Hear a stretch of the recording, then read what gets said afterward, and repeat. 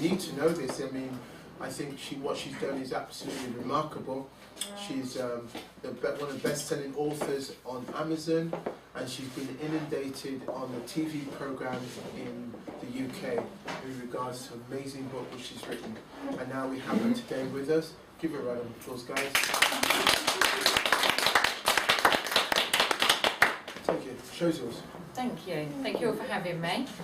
My name's Nicola Simpson. I've written a book, Abigail's Rainbow. I'm not a writer, honestly. Even though I've written a book, my friends will say, oh, but you must call yourself a writer now because you have a book out there. And I published it myself, but no, sadly, I still don't call myself a writer. I poured my heart out with my laptop, sobbing most of the time. Every word I've written in here, I felt. My daughter, who's on the front, is Abigail.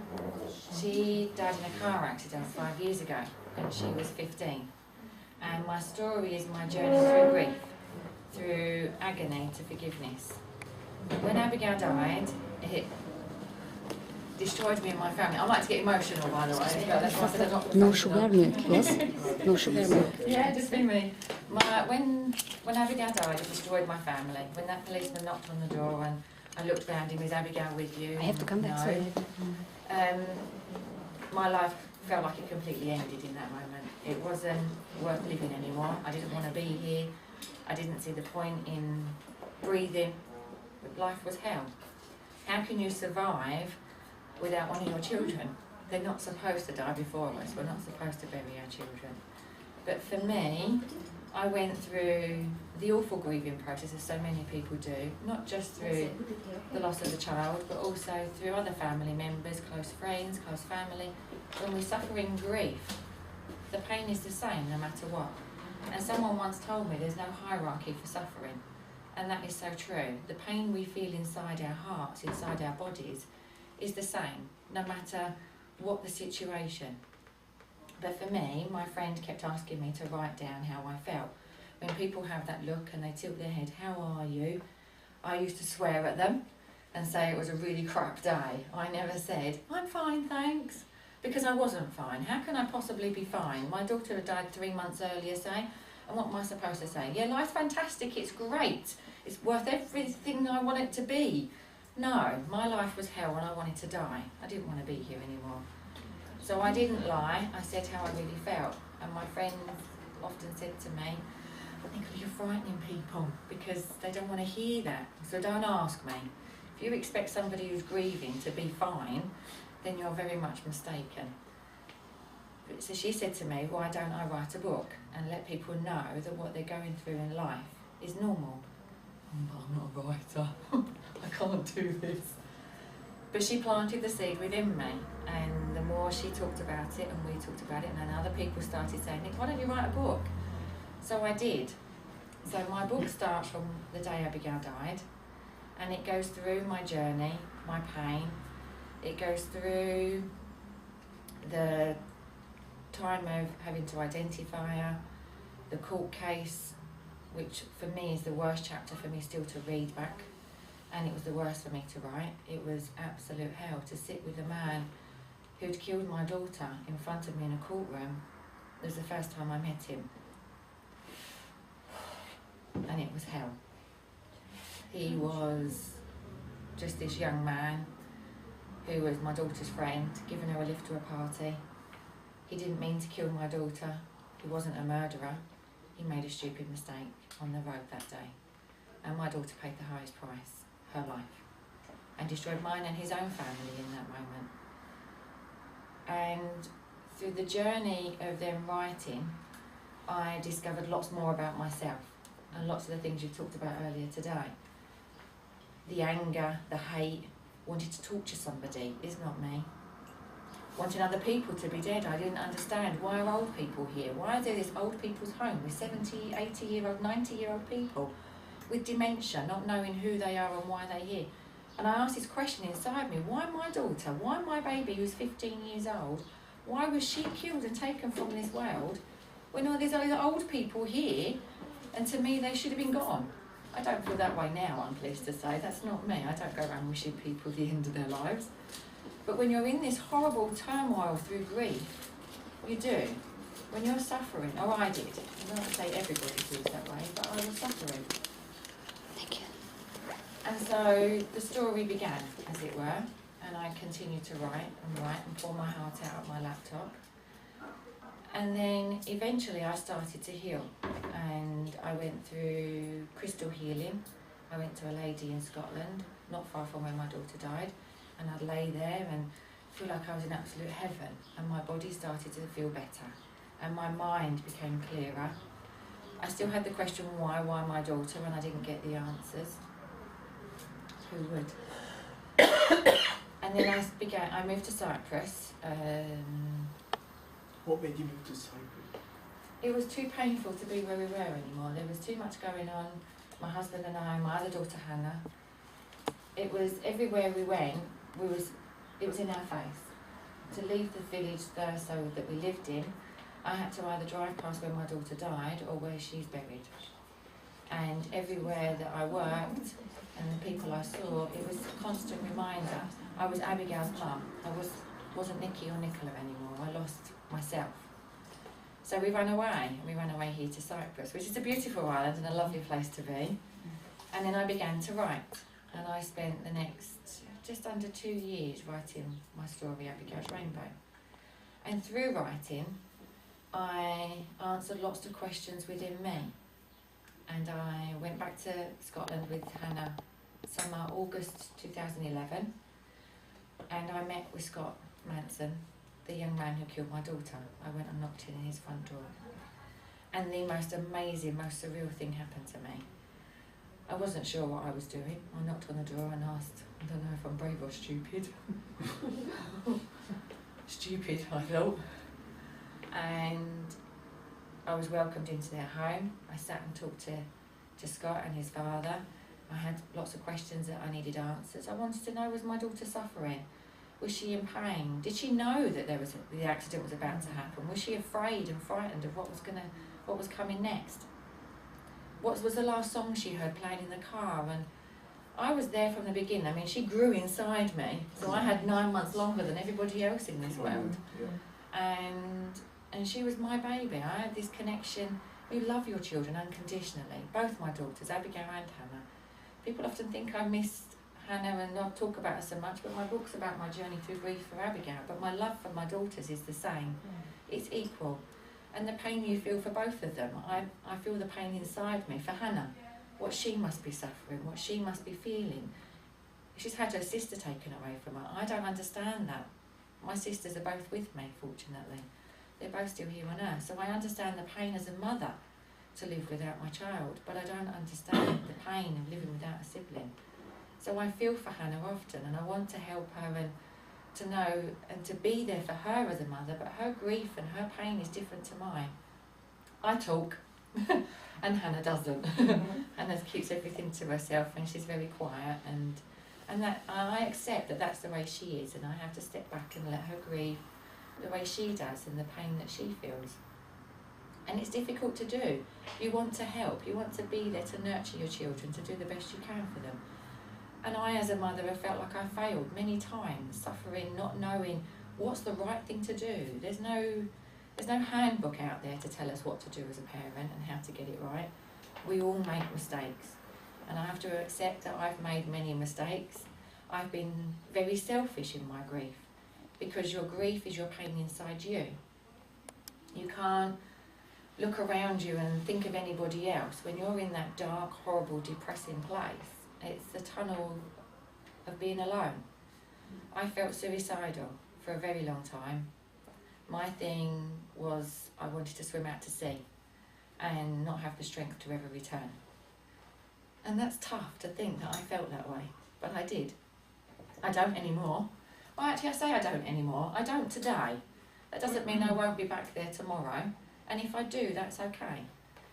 My book has also helped me personally through many things. The big one for me was through writing I found forgiveness. And I've managed to forgive the driver who killed my daughter. I have no hate left inside me, no pain, nothing untowards for him. I want him to be happy and I want him to live his life. He made an awful mistake, he did. And as I said, my daughter paid the highest price for that. But that doesn't mean that he should suffer for the rest of his life. He will always remember, he'll always think of it, he'll always feel guilty. And I hope he does, because so he should, because he has caused something that's something completely horrific in anybody's life. He killed my baby.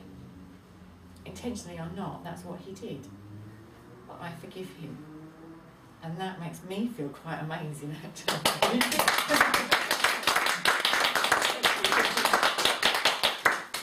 Thank you. We love you. I love you too.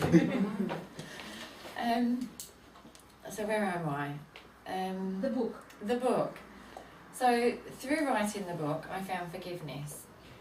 And my whole drive for writing was not about making money.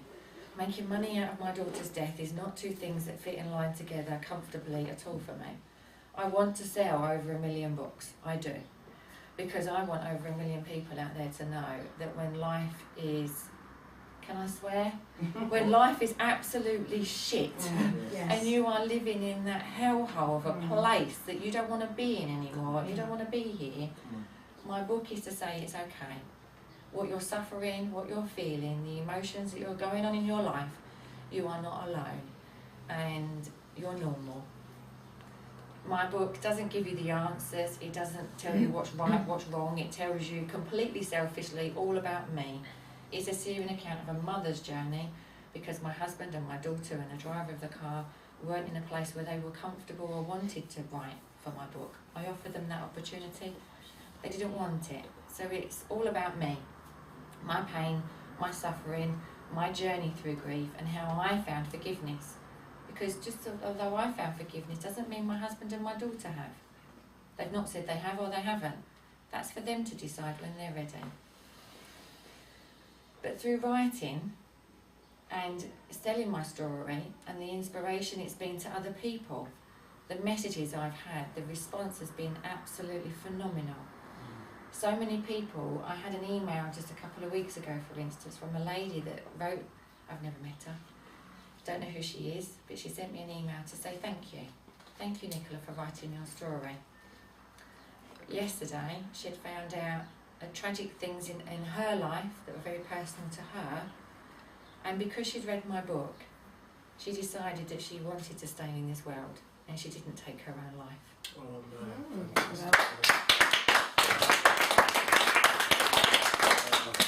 And that for me is one of the many, many, many stories. I've had thousands of emails and messages and comments on Facebook and everything else out there in the world, technology-wise, that just confirms that this is what I was supposed to do. I was supposed to write my story. So if, in the strangest possible way, I asked myself, why my daughter? Maybe my daughter was supposed to go so that I could write my story to save 1,000 others. Absolutely. Yeah. And that helps me with acceptance. As a mother, no, we're not supposed to accept our children are gone. Sorry, make you all upset. There'll be a lot of dry What's this about? I should have brought the tissues with me. I'm sorry. No, this is what Wednesday's about. It's, Yeah. I didn't think I could possibly say I accept my daughter's passing. And I do. Because it helps me as well. It helps me to understand, and it helps to drive me forward to help so many others. And it is. It's amazing the people it's helping. I've had messages from parents, from other children wanting to help their parents, like someone like Hannah trying to help me. Those children have bought the book and asking my advice on how do you hand the book over, what do you do? I did say to one lady with a box of tissues and a box of chocolates.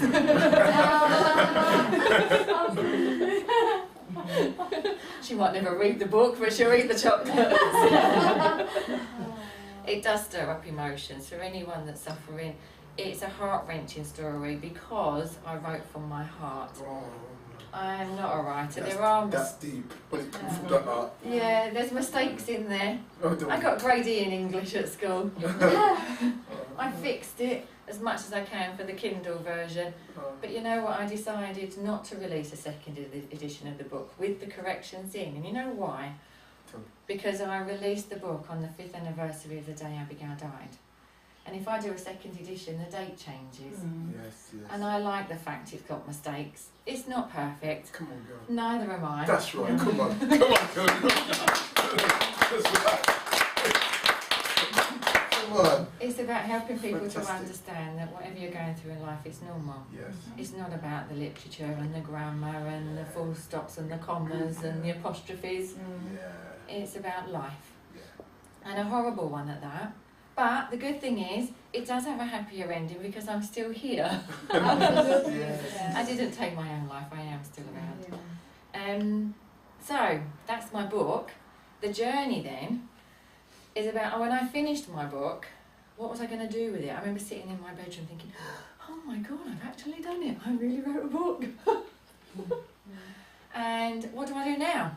Now I've got it, sitting on my laptop, what do I do to make it look like this?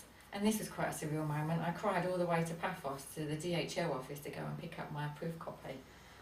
5 years ago, I couldn't write her name. And I've written a whole book with her name in it many times. I should count actually how many times her name's in it. And then I tried to search for an agent and a publisher.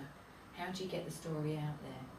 And I had many rejections because the story doesn't fit with so many publishers. That's and literary right. agents. Just like love doesn't fit with many people's agenda. Yes, That's it right. doesn't. That's right. Yeah, they didn't know how to handle it, what to do with it, and there's too many stories out there in this world already, apparently. Yeah.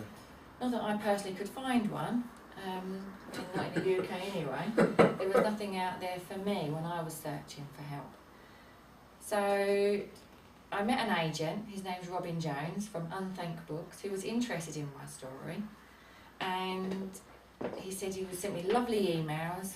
Was a really lovely gentleman actually. I can't thank him enough, because he says to me, I'm so sorry, but the numbers aren't big enough. I'm not going to sell 10,000 copies a week. And I went, you know what, you're probably right. Not yet. I will one day, but not yet. So how do I get to sell 10,000 copies a week? It's a bit of a tall order, really. I'm not there yet. And he says, why don't you do it yourself? He's a publisher and a literary agent, and from my experience and skills, I could already do this. So I'm emailing him back, what skills and experience do you think I've got from what you've read? I don't know how to do this. Can I be really cheeky and take you out for lunch and pick your brains for an hour? And he said yes. And if it wasn't for that yes, it wouldn't be a book just yet. It would be one day, but maybe not just yet. So I took him out for coffee and a panini, which funny enough is going to be the second book. I've decided I'm going to write a second one. Yeah, that'd be good. That'd be good. Coffee and a panini. Coffee and a panini. That's right. And I'll write the journey as to how it got to this. Yeah. And what happened then was he told me how to set up my own publishing company, what printers I should use, and all the rest of it. So I went away. The following week I sent him the book, he edited it for me. And then I said to him, you know what, you wanted 3 weeks. And then I emailed him, you know what, you've got a week, because I want to launch on Abigail's 5th anniversary. And I actually don't care now about too many of the mistakes, because that's driving me more than the grammar and everything else, as I said. So, within a week, I think he had a week and a half, bless him. He edited my book. I spent 70 hours a week setting up my own company, editing again and again and again, adding everything else, learning how to format a book. How you get it from a Word document to this, I tell you what, is a headache. But it can be done, because I've done it. And I set up my own publishing company called Yellow Rose Publishing Limited, which a lady on Facebook named for me, because I was struggling then. What name am I going to call the company? Everything I come up with already existed. So I put it out there to my Facebook followers, because within an hour of setting up Facebook, 6 hours of setting up Facebook, I had over 1,000 members in the summer last year. I now, between my Facebook group and my Facebook page, I'm at around 5,500 followers, which is pretty amazing going for little Miss Nobody like me. But you're somebody though. Oh no, I'm just me. My feet are on the ground. I'm quite happy where I am. So from there, I published my book and I launched it on the 6th of October 2012. And I couldn't say that date 5 years ago because so too many emotions. It's the date my daughter died. And within 3 months, I've been on magazines, Take a Break magazine, I've been in local newspapers, I've been on Rock FM radio here in Cyprus, BBC Radio 5 Live phoned me, can we interview you in the UK? Yes, but I'm leaving in 2 days to go home to Cyprus. Oh, can you come on tomorrow? And they sent a chauffeur to come and get me, drove me to the Radio 2 station in London, and the next thing I know, I'm sitting chatting in this little room, all on my own, terrified, because although I like talking, I find these things really scary. And then I found myself sitting on the sofa on ITV this morning in January with Philip Schofield and Holly Willoughby. And overnight, I became an Amazon bestseller. I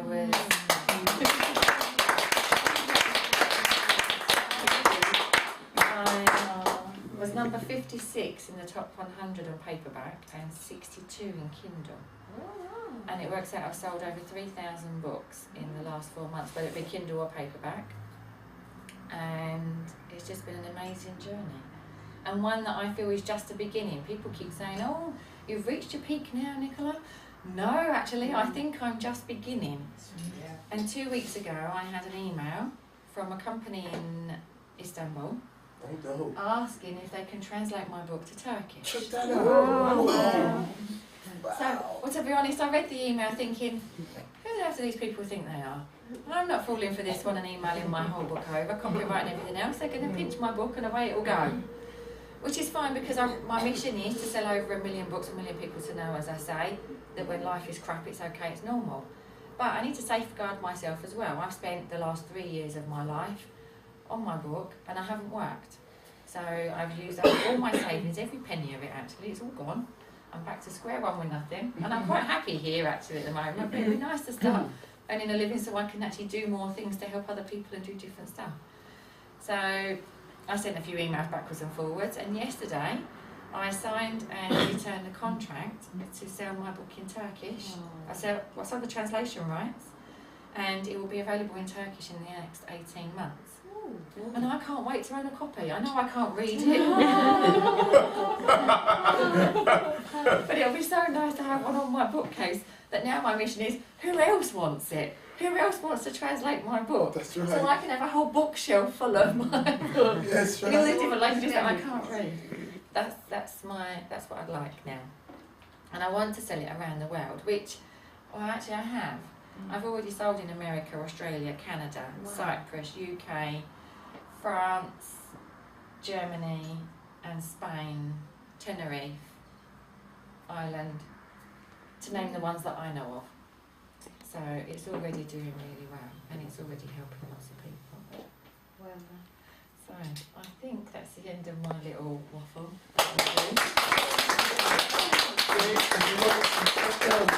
Indeed, I was coming to this bit next. But does anyone have any questions before I move on to the next bit?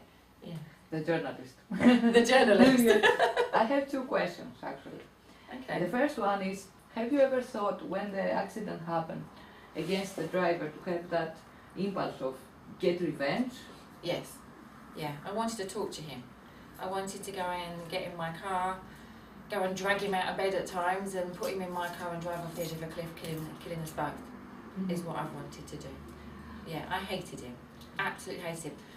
I never wanted to kill him I just said I wanted to drive off a cliff and kill us both because I didn't want to be here myself. But in all the times I wanted to torture him and hurt him and cause pain, I didn't want to kill him because it doesn't bring my daughter back. If it brought her back, I told him when I met him that I would have killed him with my own bare hands and suffered the consequences. I'd have probably taken my own life. I didn't want to be here anyway. But that's not me. That's not the person I am. And that's not how I feel now. And it wouldn't have brought my daughter back. So Did he apologize, show regret or something? he showed complete and utter remorse, yes. As he walked into the room, I could see by his face he was very solemn, very sad. And he stood in front of the chair and just looked and he didn't know what to say. And I didn't quite know what to say. I shook his dad's hand and I said to him, I'm sorry, I can't shake yours. I wasn't ready to do that. And he just put his hands to his face and just sobbed and says, I'm so sorry. I never meant for this to happen. And I think that was a turning point for me. I'd heard what I needed to hear. I needed to hear remorse. I needed to see that he was sorry. And it changed my whole world, really. Yeah. really helped me. And my second question is, did you ever had an experience with your daughter passing away of being with you and have an other sort of communication that proves you that she's still alive but in another dimension? Yes, all the time. Yes, you read the book, I know. Abigail came home to me the day after the accident. Mum, I thought I was asleep. Mum, I thought I was asleep. I hear through thought. Clairsentient, I think, is it called? Yes. And I've always had it since I was a child, and Abigail had it too. I remember her coming home and telling me different stories of things that's happened to her, and it was nice to come home and do that. I couldn't with my family. They all said I was scaring them.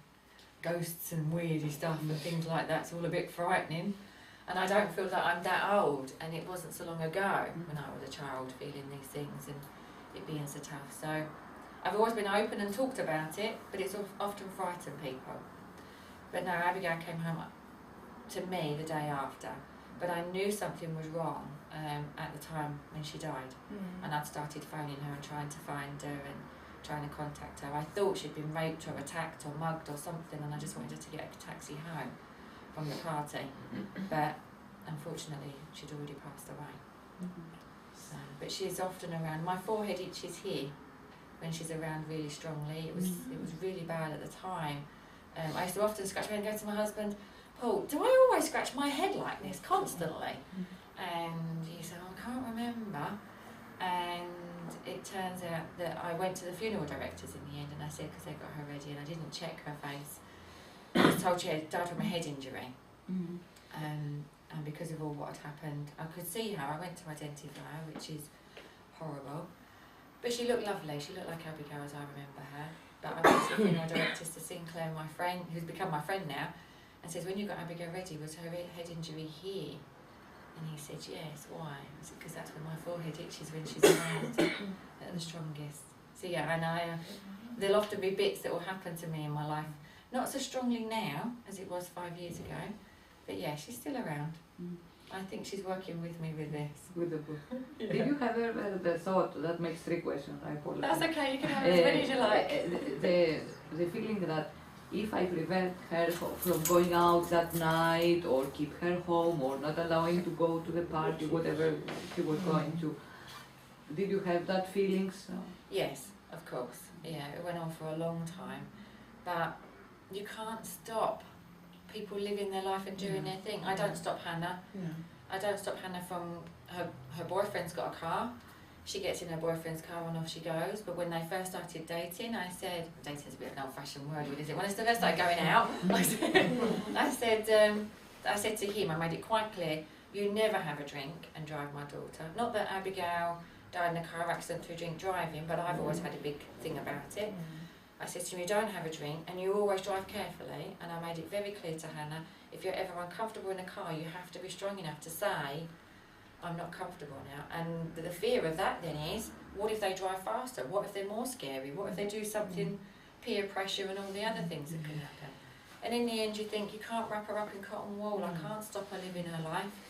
And I don't want to stop her living her life. What sort of life is it if I make her sit indoors the whole time and can't go out? And plus it creates a fear in me of every time she goes out. Yeah, there's things that have happened when we was back in Scotland another time, and I'm trying to get hold of Hannah. She was out with her friends, and one of the friends' mums phoned me and Hannah's not arrived yet. And so I start panicking and get this fear in me. I ring Hannah, and the first thing I hear is the same lady's voice I'm hearing one of the night I'm ringing Abigail when she died. And I can't remember the message now, but it's something like, sorry, cannot connect your call. And I'm hearing the same things, and I'm suddenly, all the emotions are coming, and I have this fear, the panic attacks coming on. And all I'm doing is hearing a message because Hannah's phone's not got any signal. So I still have these things, they're still going to happen to me, but I accept that they do. Thank you so much. Thank you.